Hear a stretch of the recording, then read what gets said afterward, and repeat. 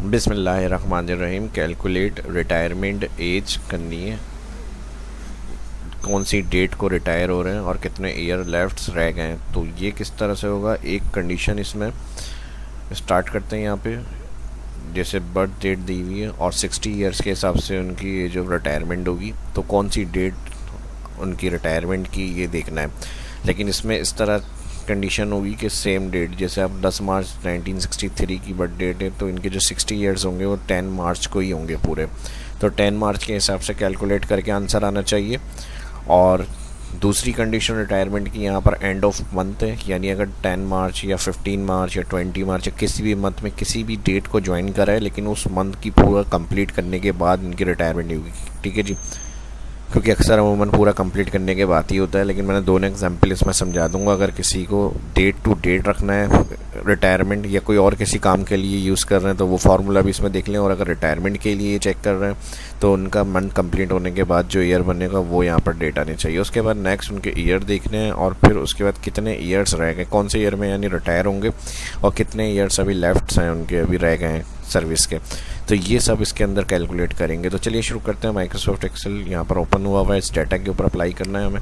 First हम यहाँ पर लगाएंगे सेम डेट के लिए ई डेट फंक्शन। ई डेट को हम फर्स्ट सेल सेलेक्ट करेंगे, ब्रैकेट ओपन के बाद ई डेट को हम बताएंगे स्टार्ट डेट, ये सेल हो गया, और कॉमा के बाद कहेगा मंथ, तो मंथ 12, लेकिन 12 कहाँ तक होंगे, 60 तक। तो यहाँ पर 12 लिखने के बाद यानी 12 महीने ई डेट फंक्शन जो है मंथ कैलकुलेट करके बताता है, और कितने मंथ हैं वो यहाँ पर आप बताएंगे। 60 मंथ में रिटायरमेंट होगी इनकी, तो इनकी एज क्या हो, मतलब कौन से ईयर में रिटायर होंगे वो हमें देखना है। तो यहाँ पर इनका आ गया सेम डेट का 10 मार्च 2023 को ये रिटायर हो जाएंगे। एंटर और ड्रैग। अब नेक्स्ट कंडीशन इनकी आ जाती है यहाँ पर एंड ऑफ मंथ या end of date, month date, यानी अब यहाँ पर 31 मार्च को इनकी रिटायरमेंट होगी, तो वो डेट बताएं। तो उसके लिए फिर हम यहाँ पर कंडीशन लगाएंगे equal E O month, start date first cell, comma month 12, और फिर मल्टीप्लाई कर देंगे 60। सेम फार्मूला उसी तरह से लगेगा, यहाँ ई डेट था सेम डेट, और ई ओ मंथ का जो होगा मंथ की एंड डेट के साथ बताएगा। Bracket close, enter.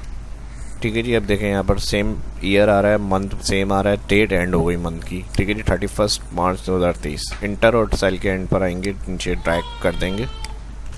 अब बहुत बड़ी अगर लिस्ट है, उसमें से ईयर हमें अलग सेल में लिखा हुआ चाहिए कि कौन से ईयर में रिटायर हो रहा है कौन।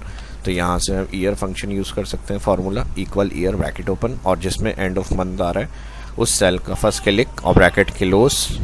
ईयर देखने के लिए फर्स्ट सेल जिसमें डेट एंटर है, ईयर का क्लिक, ब्रैकेट क्लोज, एंटर, और ड्रैग कर देंगे। अब पूरे जितनी बड़ी लिस्ट होगी उसके अंदर से अलग सेल में ईयर आपको पता चल जाएगा लिखा हुआ, कौन किस ईयर में रिटायर हो रहा है। ठीक है जी, कौन एम्प्लॉय किस ईयर में रिटायर हो रहा है, ये कैलकुलेशन।